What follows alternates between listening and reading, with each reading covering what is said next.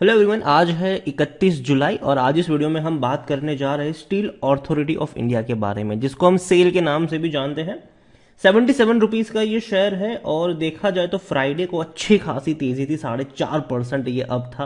हालांकि पिछले हफ्ते अगर हम देखें तो बाजार बहुत ही अच्छे मूड में था। पिछले 2-3 हफ्तों से बाजार अच्छे मूड में है, बढ़िया रफ्तार पकड़ी है बाजार ने, शेयर्स में अच्छी खासी तेजी देखने को मिल रही है। स्टील अथॉरिटी ऑफ इंडिया के शेयर जो है वो 77 रुपीज के आसपास ट्रेड करता नजर आ रहा है और देखा जाए तो 4.5% अप भी था। ये वीडियो में डिस्कस करेंगे कि खरीदारी के मौके अगर यहां पर बनेंगे तो कहां पर बनेंगे और क्या आउटलुक इसका हो सकता है फ्यूचर को लेकर। तो वीडियो को शुरू करूं उससे पहले अगर आपने अभी तक चैनल को सब्सक्राइब नहीं किया है तो प्लीज अभी इसे सब्सक्राइब कर लीजिए, क्योंकि आगे भी बहुत सारे वीडियोस हैं जो आपको काफी ज्यादा हेल्प करेंगे। तो 77 रुपीज का शेयर है स्टील अथॉरिटी ऑफ इंडिया का और पिछले एक महीने में देखें तो 10% का ग्रोथ है। 68 रुपीज तक था ये शेयर, बाद में बड़ी रफ्तार पकड़ी, लेकिन बाद में थोड़ा सा कंसोलिडेट कर रहा है। पिछले एक हफ्ते से कंसोलिडेट कर रहा है, तेजी नहीं आई है उतनी बड़ी, लेकिन एक तेजी आई थी, वो बस फ्राइडे को ही आई थी। यहां पर बड़ी वाली रफ्तार अगर हम बात करें तो एक साल में अगर हम देखें तो 45% की गिरावट है। 145 रुपए से ये टूट कर नीचे आया है और जो लो इसका था वो 65 रुपए का लो था, बाद में बड़ी रफ्तार पकड़ी। अगर आप चैनल को रेगुलर फॉलो करते हो तो मैंने पहले भी कहा था कि 70 रुपए के नीचे सेल का शेयर अगर आपको मिलता है तो खरीदारी के मौके, 70 रुपए के ऊपर मैं इसको नहीं खरीदूंगा।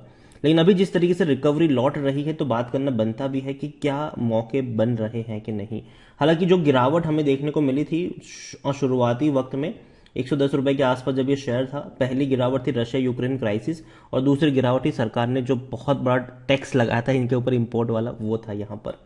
लेकिन अब धीरे धीरे गिरावट जो थी वो देखने को मिल गई, अब धीरे धीरे रफ्तार की तरफ बढ़ता नजर भी आ रहा है। लेकिन अगर हम लॉन्ग टर्म की बात करें, 10 साल की बात करें, तो पैसा उतना ज्यादा नहीं बना है जितना बाकी कंपनियों में बना है। 7.5% की गिरावट है। डिविडेंड डेफिनेटली अगर आप डिविडेंड को काउंट करोगे तो पैसा बनता नजर जरूर आएगा, लेकिन पैसा उन लोगों का ज्यादा बना है जिनकी बाइंग जो है वो नीचे के लेवल पर है। मैंने पहले भी कहा था, मैं अब भी कहूंगा कि मैं इसको लॉन्ग टर्म के लिए अभी प्रीफर नहीं कर रहा हूं। मैं इसको शॉर्ट टर्म का खिलाड़ी मानता हूं कि जब भी सस्ता मिले खरीद लो। ऊपर तो जाएगा ही जाएगा, ये वक्त लेगा लेकिन ऊपर जरूर जाएगा, और जैसे ऊपर जाए बेच के भाग जाओ यहां से। डिविडेंड के बारे में उतना मत सोचो, ठीक है। यहां पर देखें तो लार्ज कैप शेयर है, 31,000 करोड़ से भी ज्यादा का इसका मार्केट कैप है, वॉल्यूम 4 करोड़ से भी ज्यादा का है, बड़ी क्वांटिटी में शेयर इसके ट्रेड हो रहे हैं। सरकारी कंपनी है, डूबने का खतरा ना के बराबर है। और यहां पर अगर हम देखने की भी कोशिश करें तो according to Moneycontrol user 100% लोग कह रहे खरीदो, और डेफिनेटली मेरी भी बाइंग की रिकमेंडेशन है। लेकिन जो प्राइस है खरीदारी का वो जिस प्राइस पे अभी ट्रेड कराए वो प्राइस नहीं है। तो वीडियो को आगे जरूर देखिए कि यहां पर अगर आप एक नजर करेंगे तो कंपनी ने फाइनेंशियल ईयर 2022 में बहुत बड़ा पैसा छापा है, मतलब रेवेन्यू बहुत अच्छा हुआ है इनको। 1 लाख करोड़ से भी ज्यादा का रेवेन्यू हुआ है, जो इससे पहले 70,000 करोड़ भी नहीं हुआ करता था कई सालों से।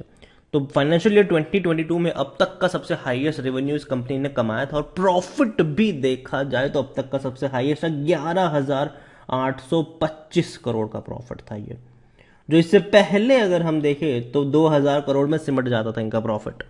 लेकिन इस बार 12,000 करोड़ के करीब पहुंचने वाला था इनका प्रॉफिट। लेकिन अब धीरे धीरे प्रॉफिट इनका कम होगा फाइनेंशियल ईयर 2023 में। रीजन ये है कि सरकार ने जो टैक्स लगाया है इनके ऊपर, जिनकी वजह से इनके जो मार्जिन है उस पर असर पड़ेगा, और जो कीमतें बढ़ी है अगर हम मिनरल्स वगैरह की बात करें उनका भी असर यहां पर जरूर पड़ेगा। इनपुट कॉस्ट जो है वो बढ़ रही है।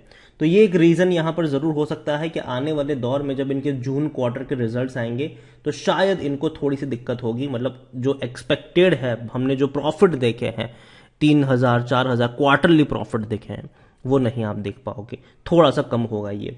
हालांकि कब रिजल्ट्स आएंगे अभी तक कोई डेट इसके सामने नहीं आई है, लेकिन उम्मीद करते कि बहुत जल्दी डेट से इसके सामने आ जाए। खरीदारी करने का सही मौका है क्योंकि शेयर ओवरबोर्ड जोन में नहीं है, और देखो सस्ता है, 2.5 का पी है इसका, और सेक्टर पी 12.5 का है। तो डेफिनेटली तेजी भी आई है लेकिन फिर भी सस्ता है अभी भी इस रेंज में अगर आप देखो तो। 43% एनालिस्ट कहते हैं खरीदारी करो यहां पर। कोई भी रेड फ्लैग नजर नहीं आ रहा है, बहुत ही बेहतरीन डिविडेंड पेइंग शेयर है, लेकिन लॉन्ग टर्म में बैंक एफडी जितना भी इसने पैसा बनाकर नहीं दिया है आपको, जैसे कि मैंने पहले ही कहा, मैं इसको लॉन्ग टर्म के लिए प्रीफर नहीं करता हूं, क्योंकि हर बड़ी रफ्तार के बाद एक तेजी आती है और कई सारी जो ग्लोबल इवेंट्स हैं वो इंपैक्ट करती है इस शेयर्स को।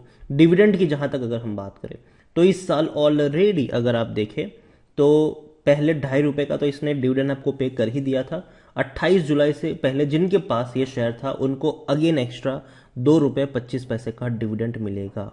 मतलब ऑलमोस्ट कह सकते हो कि अब तक ₹5 का डिविडेंड ये पे करेगा। जिनको नहीं मिला होगा उनको बहुत जल्दी मिल भी जाएगा। पिछले साल भी अगर आप देखो तो डिविडेंड बहुत अच्छा था। पहले ₹1, फिर ₹1.80, फिर ₹4। अभी दोबारा ये डिविडेंड इस साल में भी पे करेगा। हो सकता है कि ₹3-4 का डिविडेंड और पे करे साल के एंड तक। तो डिविडेंड तो बहुत अच्छा पे कर रहा है ये डेफिनेटली। और यहाँ पर इनके बोनसेस की बात करें तो हिस्ट्री नहीं है, स्प्लिट की बात करें तो हिस्ट्री उसकी अवेलेबल नहीं है। सेल को लेकर अगर हम इसकी शेयर होल्डिंग पर एक नज़र करें तो जाहिर सी बात है सरकार यहाँ पर प्रमोटर है, 65% की होल्डिंग उन्हीं के पास है। 2.59% म्यूचुअल फंड के पास है, 6.20% डोमेस्टिक इंस्टीट्यूशन के पास है, 4.22 एफआईएल्स के पास है और 22% की जो होल्डिंग है वो रिटेल और अदर्स के पास देखने को मिल रही है। उसमें से भी जो रिटेल इन्वेस्टर्स है उनके पास 14% के आसपास की होल्डिंग देखने को मिल रही है। देखो पहली चीज तो ये कि सेल में राकेश जी ने बहुत बड़ा इन्वेस्टमेंट किया था, हम सब जानते हैं। लेकिन बाद में क्या किया उन्होंने, अगले ही क्वार्टर में भैया अगले उसके बाद के जितने भी क्वार्टर्स आए थे उन्होंने थोड़ी थोड़ी होल्डिंग अपनी कम करना शुरू कर दी। और अभी अगर हम देखें तो सेल में उनकी होल्डिंग बहुत ज़्यादा कम है, 1% से भी कम है।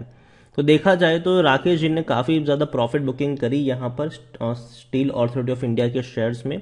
खरीदारी भी जनरली होता यह है कि जब भी वो किसी कंपनी में निवेश करते हैं तो एटलीस्ट 1-2 साल तक तो रखते हैं उस शेयर्स को, बेचते नहीं है या तो बढ़ाते हैं अपनी होल्डिंग। लेकिन सेल में, इंडिया बुल्स हाउसिंग फाइनेंस में उन्होंने क्या किया कि एक क्वार्टर में खरीदारी करी, अगले ही क्वार्टर में आधी होल्डिंग बेच दी। तो ये दोनों चीज़ें यहाँ पर देखने को मिलती थी, उनकी प्रॉफिट लेके निकल जाते थे वो यहाँ से। और जाहिर सी बात है जिस तरीके की ये कंपनी है, लॉन्ग टर्म का खिलाड़ी तो ये नहीं है, शॉर्ट टर्म का ही खिलाड़ी है। तो अभी के लिए स्टील अथॉरिटी ऑफ इंडिया को लेकर मैं एक ही चीज़ कहूँगा कि खरीदारी करी है, बने रहिए, तेज़ी के आसार ज़रूर है यहाँ पर। लेकिन जहाँ तक बात है फ्रेश बाइंग की, तो पहले मैंने कहा था कि ₹70 के नीचे मिलेगा तो खरीदारी के मौके बनेंगे और अभी भी मैं अपने उसी स्टेटमेंट पर कायम हूँ। मुझे लगता है कि 70 से 72 का जो रेंज है वहाँ पर आप चाहो तो थोड़ी सी क्वांटिटी ऐड कर सकते हो, थोड़ी सी क्वांटिटी। और अगर बाजार और ख़राब रहा तो शायद नीचे के लेवल पर आप एवरेज करके चल सकते हो। बर्बाद होने वाली कंपनी नहीं है, बेहतरीन कंपनी है।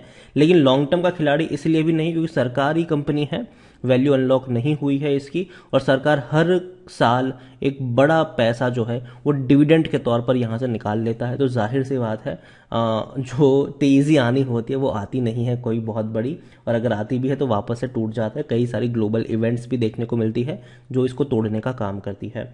तो स्टील अथॉरिटी ऑफ इंडिया यही कहूँगा, खरीदारी करी है, बने रहिए। जो प्रॉफिट बुकिंग का जो रेंज होगा वो डेफिनेटली आपको देखने को मिल सकता है।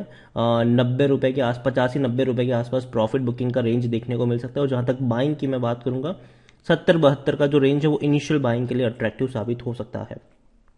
तो स्टील अथॉरिटी ऑफ इंडिया अगर आप खरीदारी करते हो तो इस रेंज को ध्यान में रखिए। इसके अलावा एक और कंपनी है जो हाल फिलहाल में ही स्प्लिट हुई है, वो है टाटा स्टील। 107 रुपए का ये शेयर है और इसने पिछले एक महीने में आग पकड़ी है। 85 रुपए, हालांकि 1 का 10 हो चुका है, मतलब 850 रुपए के आसपास था ये। बढ़िया रफ्तार इसने पकड़ी है। अभी अगर आप देखो तो 107-108 रुपए के आसपास ये पहुंच चुका है, बहुत भाग रहा है ये। जनरली होता क्या है कि जब भी कंपनी स्प्लिट होती है, बोनस अनाउंस होता है, उसके बाद हमें प्रॉफिट बुकिंग देखने को मिलती है। लेकिन टाटा स्टील में तेजी पकड़ती नजर आई है। तो मुझे लगता है कि देखो, खरीदारी अगर आप करने जा रहे हो तो थोड़ा सा होल्ड करो। मुझे लगता है कि 100 रुपए के नीचे अगर टाटा स्टील में अगर आपको बाइंग के मौके शायद मिल सकते हैं। लेकिन अगर आप चाहते हैं कि मैं डिटेल में इसका वीडियो लेकर आऊं टाटा स्टील का, तो कमेंट में टाटा स्टील जरूर लिखिएगा। वीडियो को यहीं पे एंड करूंगा। पसंद आया हो तो लाइक करो, शेयर करो। चैनल अगर पहली बार आए हैं तो प्लीज सब्सक्राइब करें। और स्टील अथॉरिटी ऑफ इंडिया के बारे में आप क्या सोचते हैं वो भी आप मुझे कमेंट में लिखकर बता सकते हैं। Thank you.